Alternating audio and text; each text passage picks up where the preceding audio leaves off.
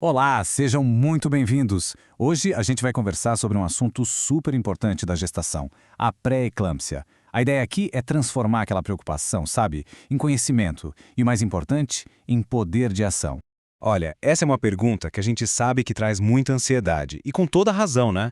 Mas pode ter certeza, entender o que está por trás disso tudo já é o primeiro grande passo para um cuidado mais tranquilo e mais eficaz. Então, vamos fundo nesse assunto. Então vamos lá. Para começar, o que é, afinal de contas, a pré-eclâmpsia? É super importante a gente já entender de cara que ela é bem mais do que só uma pressão alta que apareceu na gravidez. De forma bem direta, é uma condição que só acontece durante a gestação, tá? Geralmente ali depois das 20 semanas. Ela se caracteriza por essa pressão que sobe e muitas vezes ela dá sinais de que outros órgãos, tipo os rins, por exemplo, estão sentindo o impacto disso. E aqui, olha, tem um ponto que é crucial. Diferente de uma hipertensão que a pessoa já tinha antes, a pré-eclâmpsia é o que a gente chama de sistêmica. O que isso quer dizer na prática? Que embora o sintoma mais famoso seja a pressão alta, a condição pode afetar várias partes do corpo, os rins, o fígado, até o cérebro. A raiz do problema é uma só, mas os efeitos, sabe, eles se espalham. Mas, e qual é a origem disso tudo? De onde vem? Bom, a ciência hoje já mostra pra gente que o palco onde essa história toda começa é a placenta. Entender isso já ajuda a tirar um monte de mitos da frente e a gente foca no que realmente é importante.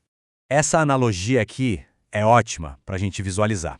Pensa assim, as artérias que levam o sangue para a placenta são como se fossem grandes rodovias. Numa gestação que está correndo tudo bem, essas rodovias são largas, sabe? Permitem um fluxo gigante de sangue e nutrientes para o bebê. Já na pré-eclâmpsia, essas rodovias ficam mais estreitas, não se formam direito. E aí, o que acontece? Um verdadeiro congestionamento. Isso limita o que chega para o bebê e acaba causando uma reação em cadeia no corpo todo da mãe. Uma coisa importante de falar é que qualquer gestante pode desenvolver pré-eclâmpsia. Mas é verdade que existem alguns fatores que aumentam um pouquinho essa chance. Por exemplo, ser a primeira gestação, ter casos na família ou já ter alguma condição antes, como pressão alta ou diabetes. Mas olha, isso não é para gerar alarme, de jeito nenhum. É só um sinal para a gente ficar com um olhar mais atento, mais cuidadoso. E é aqui que a nossa conversa muda um pouco de tom. A gente sai da explicação do o que é e entra na parte da ação. E a ferramenta mais poderosa que a gente tem na mão hoje para isso é o rastreamento precoce.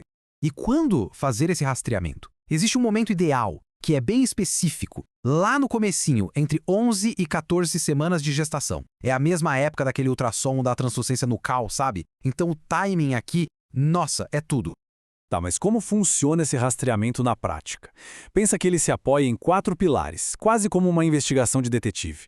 Primeiro, a história da mãe. A gente olha o histórico pessoal e da família. Segundo, a gente mede a pressão arterial de um jeito bem certinho nos 2 braços para ter certeza do valor. Terceiro, um ultrassom com uma função especial, o Doppler, para ver direitinho como o sangue está fluindo para as artérias do útero.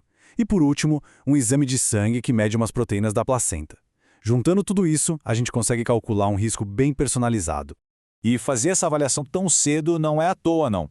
Existe um motivo biológico muito forte para isso, é o que a gente chama de janela de oportunidade para conseguir prevenir. Essa linha do tempo aqui mostra direitinho o porquê. Reparou? A janela para rastrear, entre 11 e 14 semanas, acontece antes da 16ª semana. E por que isso é tão importante? Porque é por volta da 16ª semana que a formação da placenta já está praticamente completa. Então, qualquer coisa que a gente vá fazer para ajudar, tem que ser antes que essa construção toda termine. E esse é o pulo do gato. O rastreamento ele não dá um diagnóstico de que a pessoa tem a doença. Não é isso. Ele prevê o risco. O foco todo é identificar quem tem mais chance de ter as formas mais graves da pré-eclâmpsia, para a gente poder agir, muito antes de qualquer sintoma sequer pensar em aparecer. E o resultado dessa ação precoce é simplesmente impressionante. A gente está falando de uma redução de risco que pode chegar a 90%. É muita coisa. E esse número de 90% ele se refere especificamente à chance de ter a pré-eclâmpsia na sua forma grave. O que os estudos mostram é que para gestantes que o rastreamento aponta um risco alto, usar uma dose baixinha de aspirina, desde que comece antes da 16ª semana, é a chave para essa proteção toda. Se começar depois, aquela janela de oportunidade que a gente falou, ela já se fechou, e a eficácia da prevenção cai, e cai muito. Ok, então vamos para a parte prática. A pessoa fez o rastreamento. O que um resultado de alto risco ou baixo risco quer dizer de verdade? É simples. Se o resultado der baixo risco, ótimo. O pré-natal segue normalmente, com todos os cuidados de sempre. Agora, se der alto risco, e isso aqui é muito importante, isso não é um diagnóstico. Não quer dizer que a doença vai acontecer de jeito nenhum. Significa, sim, que o acompanhamento vai ser mais de pertinho, com mais atenção e que vai ser iniciada a medicação preventiva. Claro, sempre com a orientação do médico responsável. No final das contas, a grande mensagem que fica é essa. Ter o conhecimento e agir cedo são ferramentas que trazem poder. Permitem que a gente saia daquele lugar só de preocupação e passe para um lugar de cuidado ativo, de prevenção.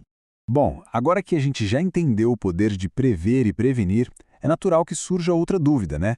Ok, mas e se mesmo com tudo isso a condição aparecer? Como a gente fica de olho? Quais são os sinais de alerta que o corpo dá? Saber reconhecer esses sinais é mais uma ferramenta de cuidado fundamental. E é exatamente sobre isso que a gente vai conversar na nossa próxima análise.